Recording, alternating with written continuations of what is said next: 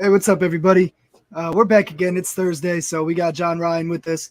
We're going to talk about this Colts at Broncos game, and we got the Colts coming in as 3.5-point dogs in Denver at Mile High. The over/under set at 42.5. So all the numbers point to the under in this game, obviously. So I'm a little scared to take it though, because 75% of the money's coming in on the under, because I mean, it's the obvious play. It's one of those plays where I look at it and I'm like, when nothing points in a different direction, like I'm scared to go with every single person's feelings on this game. So I made a little chart right here with all the numbers. I'll pull it up for you right now. The over 42.5 would be 0-4 in Colts games. It would be 1-3 in Broncos games. They're both coming off their highest scoring games. The Colts average 14 points per game and allow 21. Broncos average 16.5 and allow 17. Both offenses suck, and they're both coming in without their starting running back now. So we got the Colts 19th in yards per game, 32nd in points per game, 32nd in points per play. Broncos 21st in yards per game, 29th in points per game, 29th in points per play. And then the defenses are both pretty good as well. Colts defense coming in 6th in total yards per game and 13th in passing yards per game, or points per game, my bad. And then the Broncos defense coming in 4th in yards per game, 5th in points per game. Everything screams the under here. So this is where you have to ask a guy like John Ryan what the trends or analysis are telling you, right. If you can, if that's not one of your premium plays. But that was exactly my thought when I saw your board. I was like, I need John to tell us why this is wrong, why everything on here is screaming under, and why we're wrong or why we're right. Yeah, either wrong or right. Yeah, it's just some more insight, some historical insight in it. Mm-hmm. I figured I do have a premium play on the total, so I'll mention the road team is also a bet that I've made with the Colts. So you're going to bet on road teams that are priced between 3.5 favorite and 3.5 dog. The road team has failed to cover in 2 of the last 3, and the game takes place in the first 8 weeks of the regular season. 91-60 straight up, so they're a road dog, and that's pretty good on the money line there. So you got to sprinkle that a little bit, I think. 95-51 for 65% ATS winners. And this particular system actually goes 85-65 to the over for 57%. But that's not giving away my premium pick on the total, though. Yeah, so I mean, that's what I needed. You know what I mean? I needed something to either make me stay away from this or at least second guess it, because when everything points one way, I mean, I like to go contrarian in that case.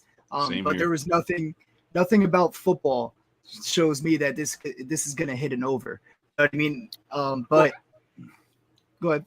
Well, let me push back on that a little bit, because I think this is part of why John's analysis is valuable, because he looks at these trends, and he looks at, a lot of times he'll pull up, a team that last week gave up this many yards rushing, and they give up this many yards rushing on average on the season, and all these other sorts of things, or this team didn't run the ball well the previous 3 games. A lot of times, like we can tend to get lost in the football and in this team's better and that team's worse, therefore the better team should win, or we can get lost in the numbers. We can get lost in the trends, or in this team's stats against this situation, whatever. And sometimes it helps to figure out, okay, well, why would the numbers do what John is suggesting that they do? And my response to that would be, when I look at this and I look at, okay, the Broncos and the Colts have both struggled offensively. They both are playing very good defense. Even with the Colts playing against a very good offensive Kansas City team a couple of weeks ago, like, there's a lot of evidence saying, okay, well, this is bound to be one of those old, Browns Steelers games from the 1980s where it was like, 9-3 or something like that. But then you start to think about, all right, if I'm a human being and I'm coaching these guys, I know we've got to do better offensively.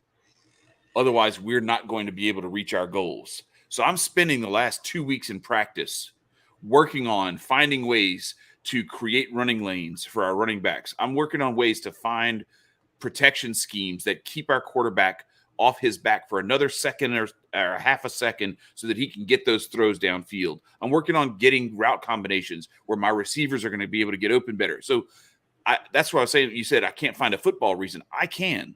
Like, my football reason is we don't know what they're working on and what kind of stuff they're going to game plan and put forth. So that's where, like, some of John's analysis, it's looking at these trends and it's showing you when a team is struggling in an area, there is a tendency sometimes for them to find a way to reverse that trend because they know it's a survival mechanism. They have to do it. Otherwise, they are going to continue to lose games. So I think sometimes we can overthink ourselves, and sometimes it just makes sense to be like, you know what, maybe. And that's why I talk about the 4 acts of the football season, the NFL season. We just went through the first 4 weeks. Now we're entering into Act 2. So now that you see that first quarter adjustments that teams are going to start making, they're making those adjustments after they've seen how they've performed well, what's working, what's not. Some of these rookies, some of these free agents, these different chemistry issues that they may have had are starting to get themselves worked out. And so that's where you'll start to see maybe some of these teams do some things differently from how they've done it the first 4 weeks.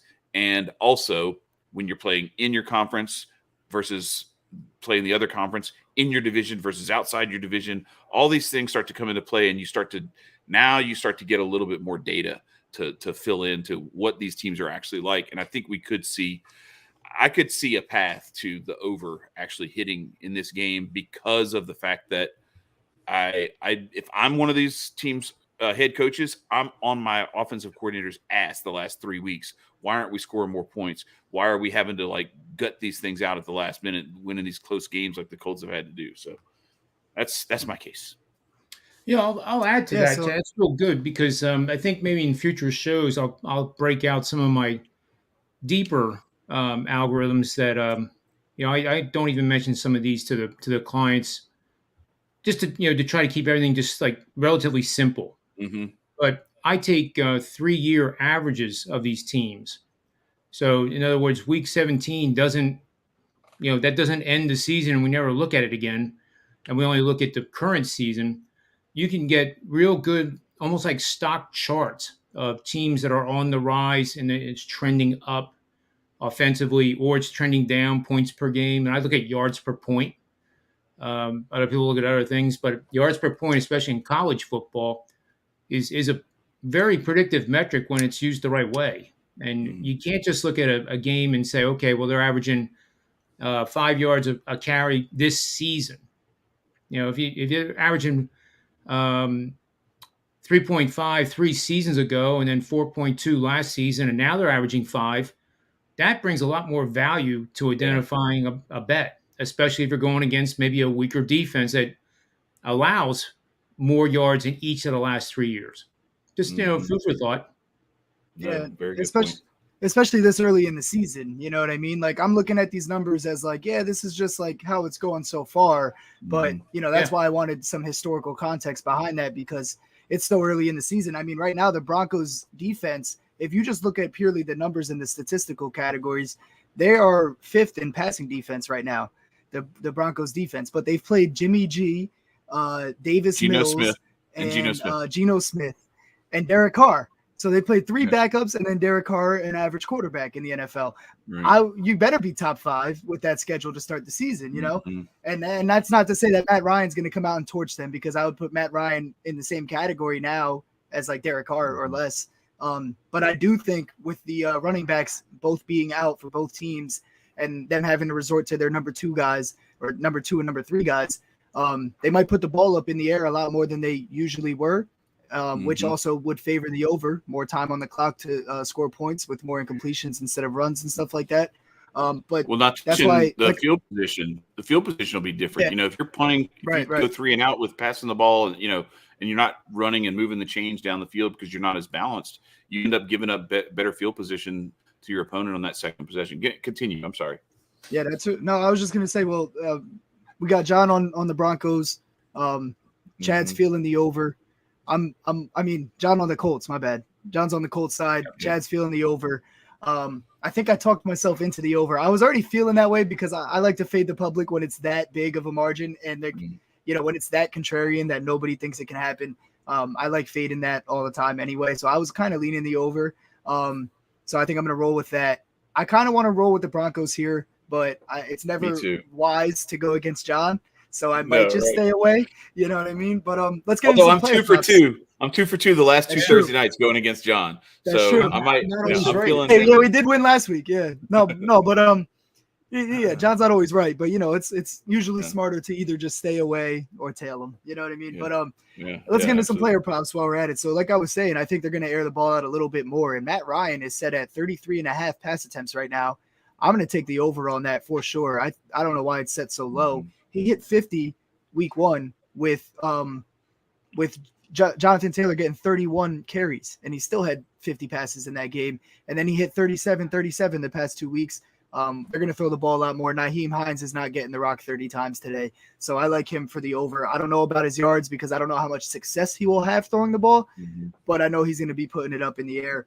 I also like Michael Pittman over 5.5 catches. I put that on Twitter earlier with why, but I mean, he's hit it easily in the first 2 games of the season that he played in. And last week was a bit of a fluke. He had 3 catches for 31 yards. Didn't get targeted as much as usual. But for plus 108 on FanDuel, I love this pick. I think it's just some insane value there on that one. You guys got any thoughts? I mean, unless they odds boost him. If they odds boost him, I'm going away from it all day. That's true. Because every time they odds boost, I'm like, that's a trap. They suckered me in. They did that to me with Cooper Kupp. They did that to me with Cooper Kupp. I'm like, they're trying to sucker some more people into taking this bet. I'm hip to your game, DraftKings and FanDuel and BetMGM. I'm not falling for that crap anymore because it's very enticing, and then it always loses. Like I have never won one of those odds boost games. It just right. I'm sick of it. Ants in the chat. Ants in the chat talking about Philip Lindsay over rushing yards and him to get in the end zone. So he's completely fading Nyheim Hines. I don't hate that. I feel like they'll throw the ball to him, but Philip Lindsay will probably get a lot of touches in the running game. So I mean I like that, and also shout out to Natasha Kayleen in the chat. What's up? Good to see you as always. Yeah. But I don't know, John. You got any other player props you were looking at? Well, my number one is DeForest Buckner to get a sack plus 210. Okay. Plus he plays for the Colts. For those that don't know, that's good money that's what. So I was thinking of Russell Wilson sack total, being a thing to look at because I feel like there's going to be, to AG's point, there's going to be more passing attempts, more passing plays, whether there are passing attempts or not, because Russell Wilson often gets sacked or the play breaks down. He breaks off and runs for 5, 6, 20 yards. And so I was actually thinking of figuring out where that over under is for sacks. And if it's around 2.5, taking the over on that. And DeForest Buckner getting a sack as plus 210, I think that's a really good way to just kind of take an easy way out on that, where I don't have to rely on other people sacking him. I just need DeForest Buckner to get home. That's all. So I was looking at the other side of that. Actually, I was looking at the Broncos sacks. Getting Ryan, specifically maybe Bradley Chubb or something like that. Matt Ryan's been sacked the 5th most in the NFL this year, and the Broncos are 6th in sacks per game, so they get to the backfield and the Colts can't block that. So I like at least somebody on that line to get a sack or two. I'm going to go with Bradley Chubb. It's probably the most likely on the team, so I'm liking that one as well. I also like Courtland Sutton. They got his over under catches set at 4.5. He's had 7 targets at least in every game. He only had week 1, he had 4 catches, but since then he's had 7, 8, and 5. So he's hit the over in the last 3 weeks. 4.5, a little bit low for him, and especially with Javonte Williams out. Like we said, we were expecting them to air it out a little more than usual anyway. So all of those look good. Paris Campbell over 20.5 yards. I think they'll use him because Patrick Surtain's going to be locked and loaded on Michael Pittman. That's why I didn't take Michael Pittman for the yards. I think he'll get the catches and targets, but I don't know how far he's going to get on any of those. He's only averaging 7 yards per target, downfield. They're going to probably have to move him around a bit, get him in the slot and stuff to try to get him. Yeah. Get him a better release. Surtain's playing lights out right now, so they might have him follow anyway. But that's why I'm looking at Paris Campbell for the yards instead, and then Pittman for the catches still, because he's their guy, so he'll get the targets anyway. Hopefully he just catches a few of them for us. But I think that's about it that we got for you today. So we got a couple player props. We like Matt Ryan over passing attempts. We like Michael Pittman all around. Ant loves Philip Lindsay. I don't hate that at all. I'm gonna play him in something, maybe a little parlay with his over in it. And then we got Bradley Chubb or DeForest Buckner for some sacks. So anybody you really want to look at on those defensive lines or linebackers, have a good chance of getting there to the backfield. What was the other one? I think there was another Surtain for a pick, maybe. Ryan throwing to Pittman for a pick. Yeah, maybe Ryan throwing a pick. Ryan throw into Pittman anyway against all odds, and get Surtain getting a piece of one. Well, yeah, and Ryan's good for a pick anyway. Right, Ryan's good for a pick. Matt Stafford, and we hit on that one on Monday. Right. They dropped our bet in the end zone, but then he got it back. So listen, I was about to pull the trigger on that, and I went with Cooper Kupp anytime touchdown instead, and as a result, John, Ryan, and I are both out of that handicapper contest. But I'll be back. I'll be back next time. Yeah, and from the penthouse to the outhouse. I know, right? Won the last one, and then you're like that. I know we want to end this, but in that contest, people are interested. We can, just get a hold of one of us, and we can get you set up. It's $50, and I guess they're approaching 60 entries now every contest. So it's only going to get better and better and better. Mm-hmm. But it depends on the day of the week. Like if we start one, if we were starting one tonight or tomorrow night, I would, especially tonight, I would feel real good about my chances of making it through the rounds, because what's first? Football. Then the second round would be mostly baseball. Then the Wednesday, Thursday games start up again. Mm-hmm. And then the final round would be arguably Saturday, Sunday, Monday.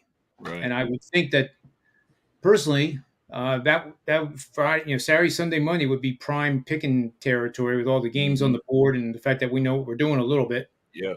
Yep. It's going to get better too as the NBA season starts. Like once we get into full real NBA and real NHL and not this preseason nonsense, it's going to be the slates. It's going to be a lot easier to find a couple of games every day that you can pick that are solid bets.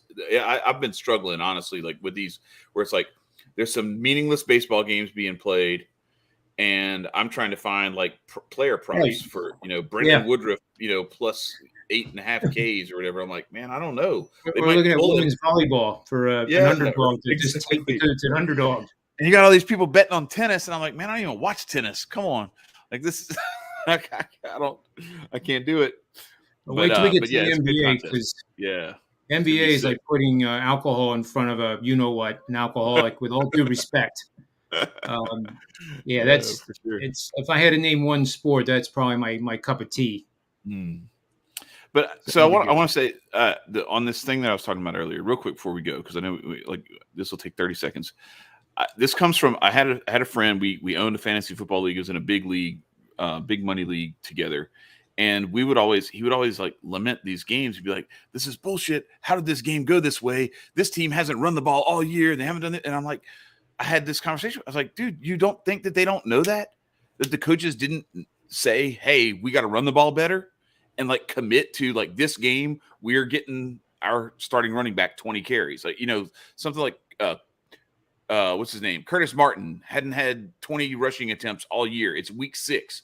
You think the Patriots are going to just not feed him the rock? No, they're going to feed him the rock. He was one of the best running backs in the NFL. So they would feed. So like sometimes you can look at these trends and you can see like, okay, what we've seen so far this season isn't necessarily what we're going to see this weekend. And that's why like what John does is really important, because it helps to kind of pull out, extract some of that real like football trendiness and flip it into, what we can actually make actionable decisions with.